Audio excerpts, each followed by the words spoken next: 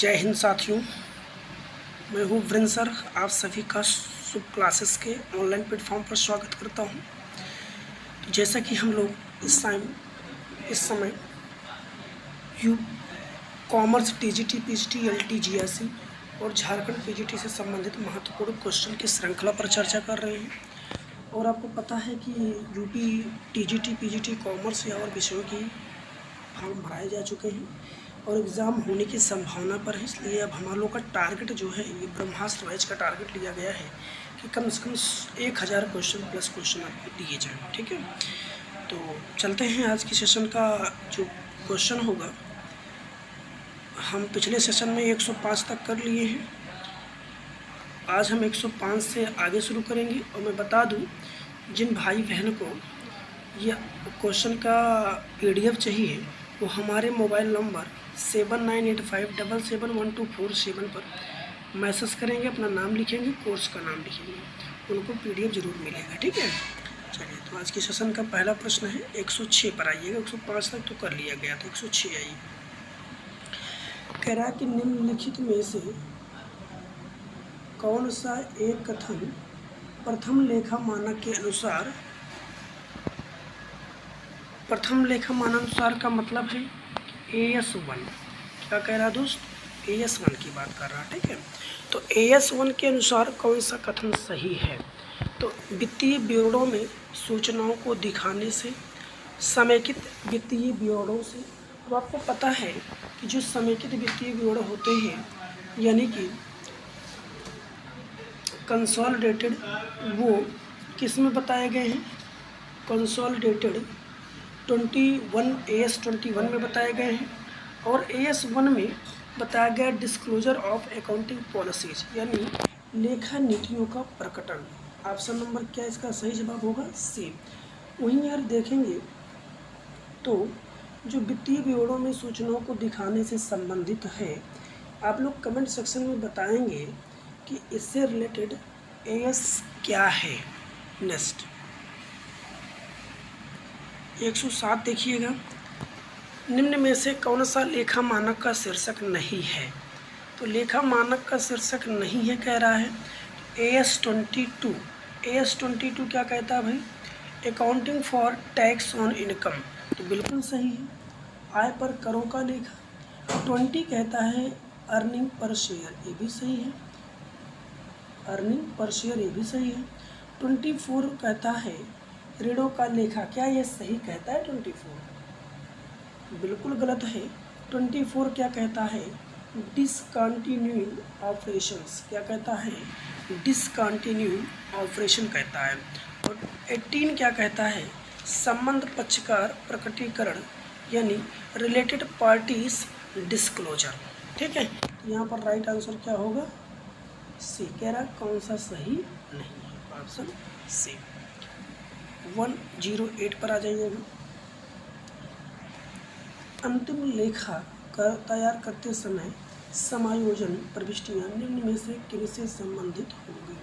अब आपको ये बताना है कि जब आप फाइनल अकाउंट तैयार करते हैं तो इसमें आपको क्या क्या मिलता है? एक ट्रायल बैलेंस मिलता है और नीचे कुछ सूचनाएं, अदर सूचनाएं लिखी होती हैं, उसको बोलते हैं क्या? एडजस्टमेंट। तो कह रहा है कि एडजस्टमेंट से संबंधित कौन सी मद है जो दिया गया है? तो दिए गए खर्चे, तो खर्चे तो कोई एडजस्टमेंट होते नहीं है, तो काट दीजिए इसको। प्राप्त आय, तो प्राप्त आय कोई एडजस्टमेंट तो है नहीं, इसको भी काट दीजिए। बकाया खर्चे, आउटस्टैंडिंग एक्सपेंसेज, तो आउटस्टैंडिंग एक्सपेंसेज क्या है दोस्त? ये एडजस्टमेंट है। ठीक है, तो इसको हम समायोजन में रखेंगे। अग्रिम प्राप्त आय, यानी कि अनएक्रूड इनकम या एडवांस इनकम। ठीक है, तो यानी कि C और D को हम समायोजन में शामिल करेंगे। C और D, ये दिख रहा है C और D। ऑप्शन नंबर C इसका करेक्ट जवाब होगा। आई होप आप सभी को समझ में आई होंगी बातें। तो ट्रायल बैलेंस में जितने भी आइटम होते हैं उन सभी को केवल हम फाइनल अकाउंट की एक जगह पर दिखाते हैं, चाहे वो ट्रेडिंग हो, चाहे PL हो या बैलेंस शीट हो। लेकिन एडजस्टमेंट में अगर कोई आइटम मिल जाता है, कोई एडजस्टमेंट मिल जाती है, तो उसे हम कम से कम 2, मैक्सिमम तीनों अकाउंट में भी दिखा सकते हैं। 2 अकाउंट और एक स्टेटमेंट यानी बैलेंस शीट में दिखा सकते हैं। नेक्स्ट 109 पर आ जाइए। निम्नलिखित आंकड़ों पर विचार कीजिए। लिखा है कि ओपनिंग कैपिटल 5000, यानी कि शुरुआत में हमारे पास कितनी कैपिटल थी? 5000 कैपिटल थी। फिर बाद में हुआ क्या कि अब उसके पास अंतिम में 6000 कैपिटल बच रही है। इसका मतलब बीच में कुछ ना कुछ तो परिवर्तन हुआ ही है। इसमें पूछ रहा है कि वर्ष के लिए कितना लाभ होगा, यानी आपको प्रॉफिट बताना है।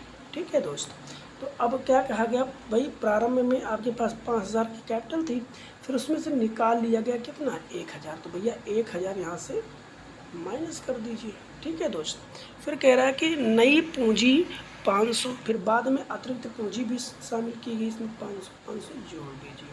तो अब बताइए आपके पास कैपिटल कितनी बचनी चाहिए? तो 5000 में से 1000 घटाएंगे तो 4000 और 500 जोड़ेंगे तो 4500 की कैपिटल क्लोजिंग होनी चाहिए। लेकिन क्लोजिंग कैपिटल तो कह रहा है 6000 है, तो इसका सीधे से मतलब है अगर क्लोजिंग कैपिटल 6000 है तो होना चाहिए तब 4500, तो लाभ हुआ है इसका मतलब, तभी तो कैपिटल बढ़ी हुई है। तो 6000 में से 4500 घटाएंगे दोस्त, तो इसका राइट आंसर क्या होगा? 1500। कितना होगा? 1500। समझ में आया? तो एक लाइक ज़रूर करिएगा दोस्त, और अपने आने वाले टीजीटी पीजीटी एग्ज़ाम में जिससे कि जो भी भाई बहन कर रहे हैं वो उनके लिए तो विशेष करके है, या मेरी एक और क्लास चलती है जीके की, अगर और अन्य कोई वनडे एग्ज़ाम दे रहे हैं तो उस क्लास को भी ले सकते हैं। और कॉमर्स वाले सभी भाई बहन को कहूँगा मैं अपने अपने स्तर से सेशन अगर समझ में आता है दोस्त तो एक लाइक ज़रूर कर दिया करिए, और चैनल को सब्सक्राइब ज़रूर कर लेंगे आप लोग। ठीक है, नेक्स्ट 110, लेखांकन अवधारणाएँ आधारित होती हैं। मोस्ट इम्पॉर्टेंट प्रश्न आपके साथ लाया हूँ, और ऐसे प्रश्न को आप जल्दी खोजे नहीं पाएंगे। निश्चित परिकल्पनाओं पर, निश्चित तथ्यों आंकड़ों पर, निश्चित लेखांकन अभिलेखों पर, या सरकारी दिशा निर्देशों पर। तो जो अकाउंटिंग कॉन्सेप्ट होते हैं साथियों, जितनी भी अकाउंटिंग कॉन्सेप्ट हैं वो अकाउंटिंग स्टैंडर्ड द्वारा परिमापित हैं, दिशा निर्देशित हैं, यानी कि उन पर कोई परिकल्पना, कोई तथ्य, कोई लेखांकन अभिलेख काम नहीं करते हैं, बल्कि एक्ट के द्वारा जो सरकारी दिशा निर्देश दिए जाते हैं उस पर वो आधारित होती हैं। तो राइट आंसर क्या हो गया? डी इसका करेक्ट आंसर होगा। नेक्स्ट 111, अंकेक्षक का कार्य है, बताएंगे आप लोग। जो ऑडिटर होता है वो किस प्रकार का कार्य करता है? खातों में गणितीय शुद्धता की जांच करता है, अशुद्धियों को ढूंढता है और रोकता है, कपट को ढूंढना और रोकना। तो यानी कि आप जानते हैं अंकेक्षक मुख्य रूप से सभी कार्य करता है। उसका 2 कार्य मुख्य हैं, सामान्य तौर पे सभी कार्य करता है, लेकिन अगर यहाँ पर प्रमुख कार्य की बात करेगा तो आप लोग नोट करिएगा, प्रारंभिक लेखों की जांच और अंतिम प्रारंभिक और वित्तीय ब्यौरों की जांच, ये उसका मुख्य कार्य है। बाकी अशुद्धियों को पता लगाना, रोक कर थाम करना, कपट को ढूंढना, सब जितने भी कार्य होंगे सब सहायक कार्य में आते हैं। ओके गाइस, नेक्स्ट 112, यदि एक कंपनी अंकेक्षक अपने कर्तव्य के निष्पादन में कुछ अनुसूचित करता है जिससे कंपनी को वित्तीय हानि होती है तो उसे दोषी ठहराया जाएगा। किस प्रकार के? मतलब अंकेक्षक अपने कर्तव्य निष्पादन में कुछ मतलब अनुचित करता है। अनुचित करने का मतलब है जो उनके फेवर में नहीं है उसको भी कर देता है, जिससे कंपनी को वित्तीय हानि हो जाती है, फाइनेंशियल लॉस हो जाता है। ठीक है, उसे किसके लिए दोषी ठहराया जाएगा? दीवानी लापरवाही के लिए, कर्तव्य भंग के लिए, अपराधी लापरवाही के लिए, या वित्तीय अनियमितता के लिए। तो उसे दीवानी लापरवाही के लिए दोषी ठहराया जाएगा। ठीक है, नेक्स्ट, लागत लेखा परीक्षा का आरंभ हुआ था, आप लोग बताएंगे 1965 में, 1971 में, 1968 में, या 1975 में। तो कॉस्ट अकाउंटिंग जो है वो कब आई थी? 1962 में आई थी। नेक्स्ट, लेखा परीक्षक का वर्ड विषय कंपनी अधिनियम की किस धारा में बताया गया है? तो लेखा परीक्षक का वर्ड विषय कंपनी अधिनियम की 224, 225, 226, 227। ठीक है, अब आप इसका जो है ज़रा जवाब दीजिए, इसका क्या करेक्ट आंसर होगा। ये आपके लिए होमवर्क है। देखते हैं कितने भाई बहन इसका जवाब देते हैं। नेक्स्ट, मिनट बुक की जांच कौन करता है? अंशधारी बिना किसी शुल्क के, ऋणपतधारी बिना किसी शुल्क के भुगतान करने पर, कोई भी व्यक्ति शुल्क भुगतान करने पर, उपरोक्त में से कोई नहीं। तो मिनट बुक की जांच अंशधारी करता है। कौन करता है? अंशधारी बिना किसी शुल्क के करता है। नेक्स्ट क्वेश्चन नेक्स्ट है 16, मोस्ट इम्पॉर्टेंट है, आपके एग्जाम में पीजीटी में प्रश्न पूछा गया था कि वार्षिक उपनति जो एनुअल ट्रेंड्स इक्वेशन है, ये आपको देखने को मिला होगा कहाँ? जब आप लोग कैलकुलेट किए होते हैं, क्या कैलकुलेट करते रहते हैं? कोरिलेशन में एक लीस्ट स्क्वायर मेथड है। तो लीस्ट स्क्वायर मेथड में y equal to a plus b x, ये आपको फार्मूला बताया गया होता है। अब इसमें कह रहा है ये एनुअल है। अब इसको वार्षिक उपनति समीकरण में आपको क्या करना है? परिवर्तित करना है। तो वार्षिक में देखिएगा 30 है, तो 30 ए को इसको हम क्या करेंगे? 12 से डिवाइड कर देते हैं। ठीक है, क्योंकि वार्षिक करना है। लेकिन आपको पता है कि वाई अगर हम x बराबर निकालेंगे तो एक देखेंगे यहाँ पर b अपॉन एक्स का स्क्वायर होता है।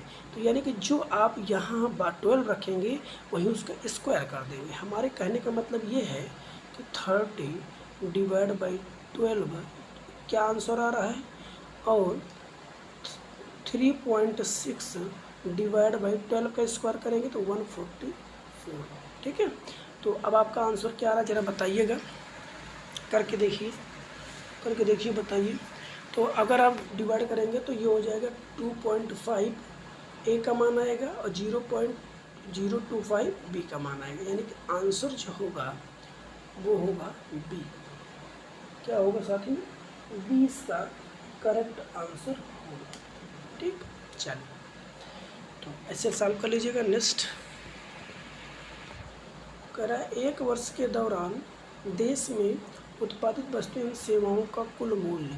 तो एक वर्ष के दौरान उत्पादित वस्तुओं एवं सेवाओं का जो कुल मूल्य होता है दोस्त, वो जीडीपी होता है, ग्रॉस डोमेस्टिक प्रोडक्ट। जीएनपी नहीं होता है, एनएनपी नहीं होता है, एनडीपी नहीं होता है, क्या होता है? जीडीपी। अब जीएनपी, एनएनपी, एनडीपी मैं एक वीडियो थ्योरी का बनाऊंगा इसी पर, कंटेंट बेसिस। आप लोग देखिएगा, बहुत अच्छे से लाने वाले हैं। बस आप लोग साथ सपोर्ट करते रहिएगा। सहयोग की ज़रूरत इसलिए क्योंकि आपको चैनल को सब्सक्राइब करना है। अगर समझ में आता है दोस्त, एक लाइक ज़रूर कर दीजिएगा आप लोग। ठीक है, चलिए। और पीडीएफ लेना है आपको, पीडीएफ लेना है तो आप अपने नंबर पर 7985771247 पर आप व्हाट्सएप पे अपना नाम लिखकर मैसेज जरूर कर दीजिएगा। ठीक है, कह रहा किसी अनुबंध की अनुपस्थिति में एक अवकाश ग्रहण करने वाले साझेदार फर्म में हिस्सेदारी को शेष साझेदार करेंगे तो पूंजी के अनुपात में, लाभ विभाजन अनुपात में, समान अनुपात में, या कोई नहीं। कह रहा है कि अनुबंध की अनुपस्थिति में भाई क्या होगा? अनुबंध की अनुपस्थिति में कह रहा है तो अवकाश ग्रहण करने वाले साझेदार की फर्म में हिस्सेदारी शेष साझेदार करेंगे तो उनकी पूंजी के अनुपात में। ठीक है, नेक्स्ट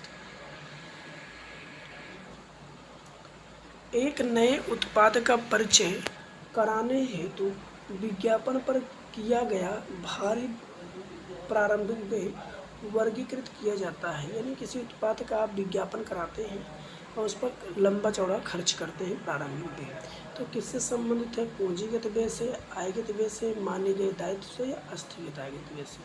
तो आपको पता है क्या होगा, ये स्थगित आयगत व्यय होगा। नेक्स्ट स्थगित आयगत व्यय होगा। ठीक है, समझ में आ गई बात? थोड़ा सा बैक होंगे, क्वेश्चन थोड़ा सा हमको लग रहा है कि डाउट है अभी जो मैंने बताया, इसको फिर से देख लीजिएगा। ये वाला प्रश्न 18 क्या कह रहा है, अनुबंध की अनुपस्थिति में एक अवकाश ग्रहण करने वाले साझेदार की फर्म में हिस्सेदारी तो उसके लाभ हानि विभाजन में किया जाएगा, पूंजी में नहीं किया जाएगा। जो भी लाभ हानि विभाजन अनुपात होगा उस अनुपात में शेष साझेदार क्या करेंगे, परचेज करेंगे। चलिए नेक्स्ट, ये हो गया ना। 120 पर आ जाइए। 120 क्या कह रहा है, निम्नलिखित विभागों में विभिन्न स्तर के लोगों के मध्य सूचना के प्रवाह को जिस रूप में जाना जाता है उसे क्या कहते हैं। विभिन्न विभागों में विभिन्न स्तर के लोग हैं, बड़ा मतलब अच्छा प्रश्न है, बड़ा अच्छा प्रश्न मतलब है कि आपको समझ में आना चाहिए कि विभाग, ये अलग अलग विभाग हैं, इसमें अलग अलग स्तर के लोग हैं, टॉप है, मिडिल हैं, लो लेवल है, और फुटपाथ के भी जो टॉप मिडिल ये सब हैं, ठीक है। अब कह रहा है कि मध्य सूचना में उनके मध्य सूचना का क्या हो रहा है, प्रवाह हो रहा है, जिस रूप में जाना जाता है क्या, क्षैतिज। तो क्षैतिज तो इस तरह से कोई क्षैतिज आकार बन नहीं सकता है, तो ये तो गलत हो गया। ऊर्ध्वाधर, ऊर्ध्वाधर का मतलब होता है कुछ ऐसे, ऐसे तो बन ना रहा है, ये भी गलत हो गया।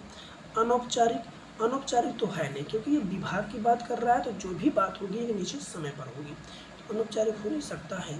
तो ये कैसा होगा, विकर्णी संप्रेषण होगा। कैसा, विकर्णी संप्रेषण, ठीक है, विकर्णी संप्रेषण माना जाएगा। डायगोनल कम्युनिकेशन, इसका अपना एक डायग्राम बनना, देख रहे हो डायग्राम, ये डायग्राम है, ठीक है। चलिए नेक्स्ट, जमा की चिट्ठी व नाम की चिट्ठी है, बताएंगे आप लोग। जमा की चिट्ठी व नाम की चिट्ठी क्या है, आप लोग बताइए।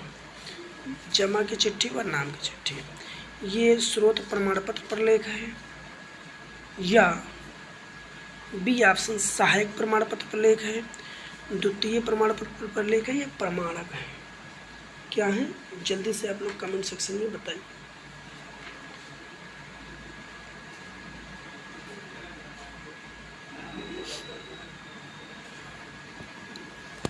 तो ये आपके हैं स्रोत प्रमाण प्रलेख, स्रोत प्रमाण प्रलेख। नेक्स्ट, समझ में तो आ गया होगा ना। निम्न में प्रबंध के मानवीय व भौतिक उद्देश्य हैं। प्रबंध के मानवीय व भौतिक उद्देश्य में क्या है, रोजगार के अवसर उपलब्ध कराना। रोजगार के अवसर, ये तो सामाजिक उद्देश्य है कि लोगों को रोजगार का अवसर दिया जाए, तो प्रबंध का ये सामाजिक उद्देश्य होता है। वातावरण को दूषित होने से रोकना, ये भी सामाजिक उद्देश्य होता है। नौकरी में सुरक्षा, ये व्यक्तिगत उद्देश्य होता है। लेकिन मानवीय भौतिक उद्देश्य में लाभ आता है, जीवन निर्वाह आता है, ठीक है। चलिए नेक्स्ट, राइट आंसर डी होगा। प्रबंध व्यक्तियों के विकास से संबंधित है, न कि वस्तुओं के निर्देश से। यह कथन किसका है, मोस्ट इम्पॉर्टेंट है, स्टार लगा लीजिएगा, ये कथन बहुत पूछा गया है। तो ये है लॉरेंस एप्पले का, किसका है, लॉरेंस एप्पले महोदय का। नेक्स्ट, पीस रेट सिस्टम किसने दिया था, तो इकाई दर प्रणाली, इसको बोलते हैं हिंदी में इकाई दर प्रणाली, किसने दिया था, बोलो जी, किसने दिया था, टेलर ने, फ्यूल ने, ड्रकर ने, शेल्डन ने। टेलर ने दिया था, कब दिया था, 1895 में, ठीक है। और क्या दिए थे, प्रिंसिपल ऑफ साइंटिफिक मैनेजमेंट 1911 में। शॉप मैनेजमेंट टेलर ने ही दिया था 1903 में, ठीक है। एक कैटल्स, मेटल ऑफ कैटल है ना, नामक पुस्तक है, ये भी दिए थे 1906 में, ठीक है। कौन, टेलर महोदय। कार्य मार्ग लिपिक में किसका भाग है, निम्न में किसका भाग है, नियोजन अधिकारी का भाग है, उत्पादन अधिकारी का भाग है, या दोनों का है, या गतिनायक का है। तो आप जानते हैं जो रूट क्लर्क होता है वो नियोजन अधिकारी का भाग है। इसका देखो दो मतलब जो फंक्शनल ऑर्गेनाइजेशन में होंगे दो अधिकारी होते हैं, एक प्लानिंग ऑफिसर होता है, एक प्रोडक्शन ऑफिसर होता है। तो प्लानिंग में 4 होते हैं, root clerk, card clerk, time and work clerk और निरीक्षक होता है। डिसिप्लिन करता है, अनुशासक होता है। और उत्पादन अधिकारी में job, gang boss, repair boss, speed boss और इंस्पेक्टर होता है। ठीक है, तो राइट आंसर क्या हो जाएगा, ए इसका करेक्ट आंसर होगा। तो आप लोग देख रहे होंगे आज हम लोग कितने क्वेश्चन कर लिए। आज हम लोग 125 क्वेश्चन हम लोग का कंप्लीट हो गया है। कितना, 125। अब आप लोग 125 क्वेश्चन की प्रैक्टिस करिए खूब अच्छे से। यहाँ से आउट ऑफ 10 क्वेश्चन प्लस आप लोग अपने एग्ज़ाम के लिए तैयारी बना लीजिए। ठीक है, ऐसे ही मैं कराऊंगा लगभग 1000 क्वेश्चन कराऊंगा। 1000 क्वेश्चन में 125 क्वेश्चन कहीं जाने वाला नहीं है, उसी के अंदर अंदर ही होना है। ठीक है, तो आई होप वीडियो आपको अच्छी लगी है। वो अच्छी लगी है तो सेशन को आप ज़रूर लाइक कर दीजिएगा, चैनल को सब्सक्राइब कर लीजिएगा।